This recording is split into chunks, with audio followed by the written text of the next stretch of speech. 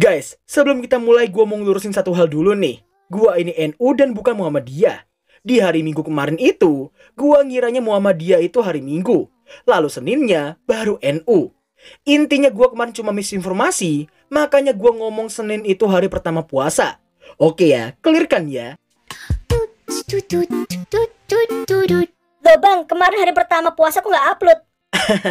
Bukannya gak mau upload guys, tapi video Ninja Kamfretos yang kebanyakan dolar kuning itu kudu gua edit ulang, biar Oni sama kalian ini gak makan pasir doang nantinya. Tapi ya hari kedua berpuasa, gimana? Pastinya belum ada yang mokel dong ya. Coba absen di bawah yang puasa, tapi masih bantu orang tua dan kegiatan lainnya. Saya bang, biar kalian makin semangat, kali ini kita akan melanjutkan ceritanya waifu level 99-nya WAM 2. Tapi sebelum kita mulai videonya, tolong di-push dulu tombol subrek, like, dan aktifin lonceng notifikasi di bawah. Sekalian juga share sebanyak mungkin, biar channel WAM 2 kita bisa mencapai 200.000 subrek di tahun ini. So, tanpa berlama-lama lagi, mari kita mulai. Aku Yakureijo Reberu Kyujukyu, episode ke-10.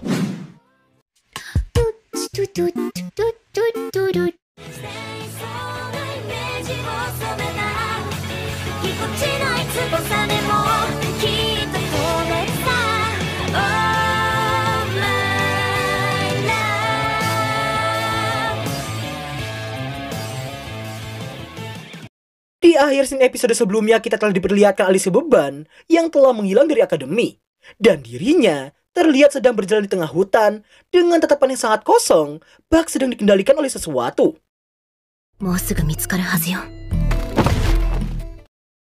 Setelah Yumila berhasil menemukannya, nampak dirinya langsung menghampirinya untuk menyadarkannya. Namun begitu dia tersadar, secara tiba-tiba...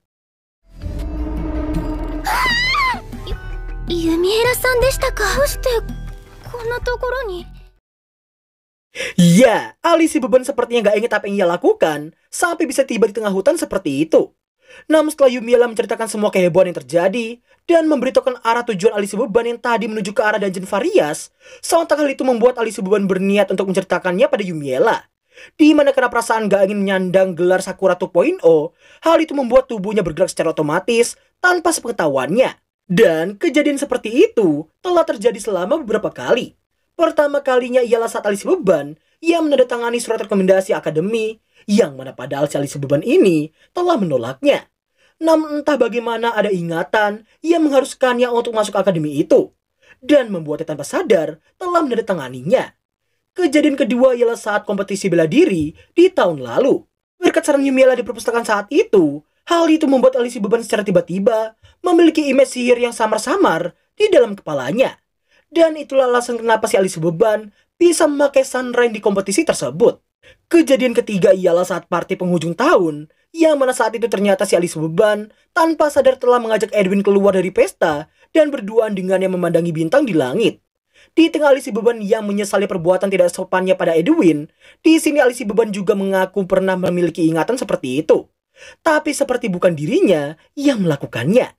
Dan semua tindakannya yang ia ceritakan tadi membuatnya menyadari seperti ada sesuatu yang memaksanya untuk bergerak secara otomatis. Mendengar semua itu, jelas Yumila sebenarnya mengetahui apa yang terjadi sebenarnya. Di mana berkat cerita Alice Beban barusan, semua itu membuktikan bahwa dunia yang sedang ditinggali olehnya saat ini 100% adalah dunia Hikayu. Dan semua hal yang diceritakan oleh si Alice Beban barusan membuktikan bahwa dirinya memanglah MC dari dunia itu. Masuk ke akademi, pencapaian di kompetisi bela diri, event target penaklukan di party penghujung tahun, ketiganya merupakan event wajib untuk memajukan jalan cerita game tersebut.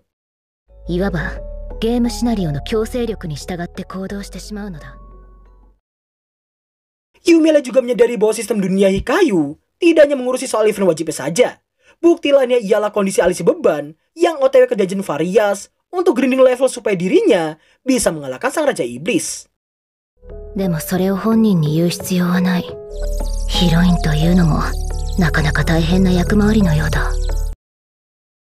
Takut jika Alice Beban akan kebingungan jika ia menceritakan yang sebenarnya. Hal itu membuat Yumila hanya mengatakan bahwa Alice Beban adalah tipe orang yang sangat bertanggung jawab dan menduga alasan auto move-nya itu ialah karena dirinya yang terlalu memikirkan tanggung jawabnya itu. Yumila pun yakin bahwa Alice Beban memiliki bakat terpendam yang bisa membuatnya memakai sihir yang belum pernah ia pelajari sebelumnya. 心身のバランスが不安定だって言いますし、弓枝さんだって若いじゃないですか。そうだった。Setelah cukup banyak perbincangan yang membuat perasaan Alicia Beban ini membaik, dirinya yang ingin segera kembali pun nampak dihentikan oleh Yumiella. Karena mumpung mereka udah deket dari Dungeon Varias, jelas Yumiella si leveling lovers pun ini mengajaknya untuk leveling barbar di dungeon tersebut. Untuk jaga-jaga, Yumiella memberikan jimat perlindungan yang ia miliki pada si Alicia Beban.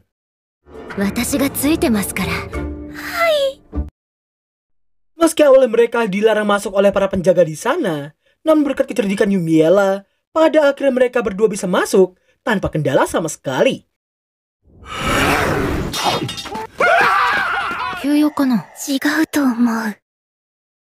Setelah tibanya di dalam, nampak Alicia Beban yang langsung disambut oleh para monster, begitu ia menapakkan kakinya di sana. Sampai akhirnya...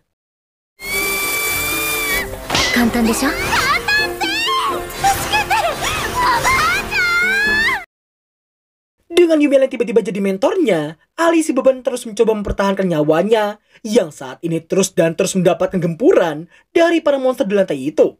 Selesai dengan lantai 1, Yumiella pun langsung mengajaknya buat lanjut ke lantai berikutnya.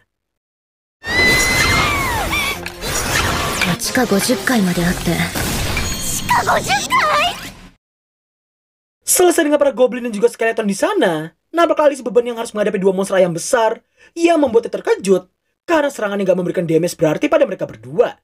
Yumiella lalu mengajarinya tentang pengidentifikasian weakness point dan skill yang dimiliki oleh lawan di hadapannya.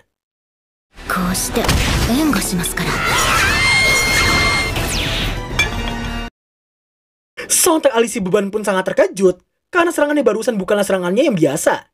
Yumiella menjelaskan bahwa ia bisa aja mendapatkan skill baru setelah dia level up. Sesampai mereka di lantai berikutnya, nampaklah seonggok monster manticore yang menghadang mereka berdua di sana. Namun dengan cekatan, Alicia pun langsung menggunakan skill barunya tadi dengan sangat mudahnya.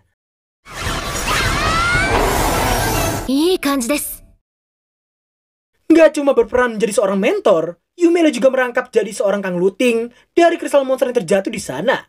Di tengah Yumiella yang merasa iri karena udah gak bisa merasakan namanya sensasi level up lagi, secara tiba-tiba...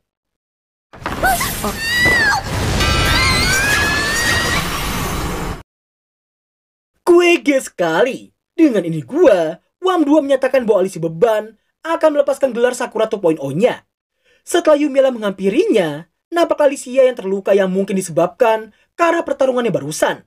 Di saat Yumiella yang ingin heal dirinya, Alicia langsung menolaknya karena tahu bentukan Dark Heal miliknya itu. Namun sayang di sini, penolakan Alicia tak diindahkan oleh si Yumiella.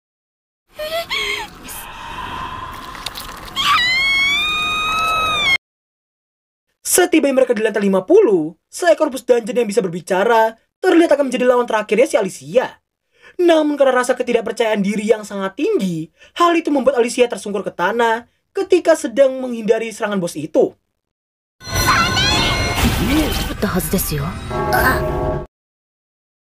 Mengira sunrise-nya itu akan berguna, namun dia jelas itu bukan serangan bertipe damage sama sekali. Alicia lalu diserang sehingga membuatnya pingsan akibat benturan yang terlalu keras. Mengetahui Alicia yang belum cukup kuat untuk melawan seekor bos dungeon seperti itu, Yumiella langsung membantunya mengalahkan si bos dungeon dengan sekali jontos.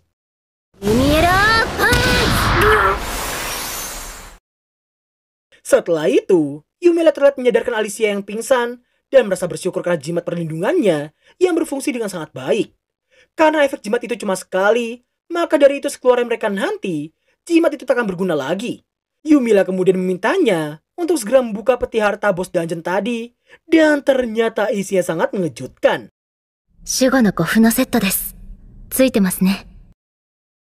Sekeluar mereka dari sana, baru aja Alicia mengisi ulang MP-nya dan berterima kasih karena Yumiella yang telah memberikan tutor, bahkan sampai menyelamatkannya. Akan tetapi di sini Alicia akan sangat-sangat terkejut karena Yumiella yang mengajaknya untuk masuk kembali ke dalam dungeon itu. Di mana itu akan terus ia lakukan sampai Alicia sudah cukup kuat untuk mengalahkan bos dungeon tadi.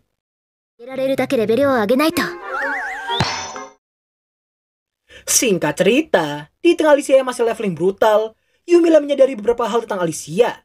Dimulai dari dirinya yang merasa aneh karena si Alicia yang bisa leveling dengan kecepatan yang sangat tidak masuk akal, dan skill unik beratribut cahaya yang bisa ia dapatkan dengan sangat EZ-nya, di mana kedua hal itu kemungkinan bisa terjadi karena boostingan dari sistem game Hikayu yang menolong heroin utama dunia itu, supaya bisa jadi overpower dengan sangat cepatnya. Meski begitu, ia tetap belum bisa mengalahkan si bos dungeon yang dirasa masih lebih kuat darinya. Nah, setelah beberapa kali mencoba membuka peti hadiah lantai 50, nampaklah Yumiela yang mendapatkan sebuah Buster Sword beratribut kegelapan. Karena sangat cocok dengannya, akhirnya Yumiela pun mengambilnya untuk dirinya sendiri. Gak cuma pedang kegelapan itu, bahkan dia juga mendapatkan sebuah tombak beratribut angin yang ingin dia berikan kepada Patrick. Setelah cukup banyak percobaan melawan bos dungeon Varias, pada akhirnya Alicia bisa memperoleh satu skill yang cukup kuat untuk mengalahkan si bos dungeon dengan sekali hit.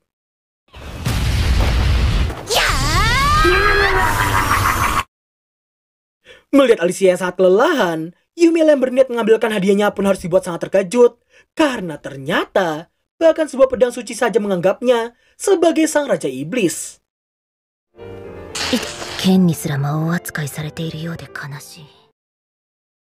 Sekeluarnya mereka berdua, Yumiela pun langsung menyudahi grinding level mereka kali ini. Namun ketika ia yang menanyakan apakah leveling itu sudah terasa seru baginya, ternyata...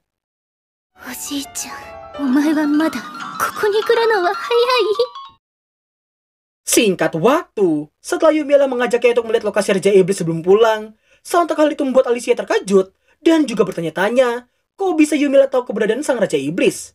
Karena Yumiela yang gak ingin mengatakan itu adalah informasi yang ia dapatkan di dalam game, dirinya langsung beralasan itu karena dirinya memiliki insting yang ia dapatkan setelah dia mencapai level 99.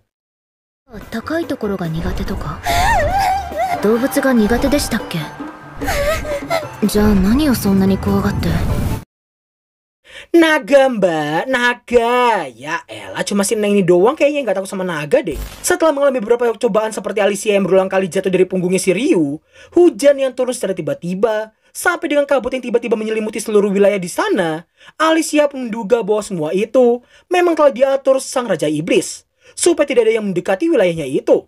Yumiela pun langsung menyanggahnya, karena dirinya belum merasakan keberadaan sang Raja Iblis sama sekali. Dirinya menduga semua itu terjadi secara alami. Dalam hati Yumiela kurang lebihnya menyadari bahwa sistem sedang memberitahukan bahwa belum saatnya mereka untuk memasuki ark sang Raja Iblis. Merasa sangat mustahil, Yumiela memutuskan untuk kembali ke akademi.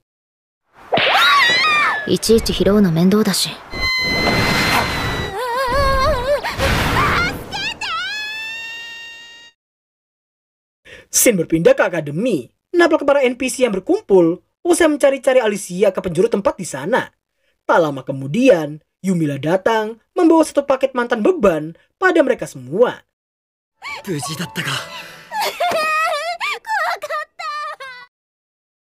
Melihat Alicia yang baik-baik aja, mereka semua pun langsung berterima kasih pada Yumiela karena telah menyelamatkannya. Di saat Patrick yang terlihat menghampirinya, nampaklah Yumiela langsung memberikan tombak angin tadi padanya. Dirinya juga memberikan semua batu sihir yang telah mereka dapatkan tadi kepada si Alicia. Arigatou, Yumiela-san. Hai, omiyage. Nanika taberu mono o. Alicia-san ni mo natsuichatta mitai desu ne. Keesokan harinya, nampak Alicia menunjukkan kebolehannya usai leveling brutal bersama Yumiela. Sampai-sampai hal itu membuat ketiga husbunya merasa kekuatan waifu mereka udah setara dengan penyihir istana.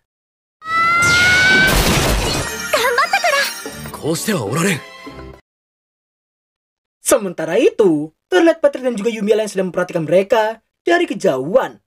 Yumiela kemudian memberitahu Patrick bahwa level Alicia kini ada di kisaran 50-an. Namun ia merasa Alicia belum cukup kuat untuk melawan sang Raja Iblis.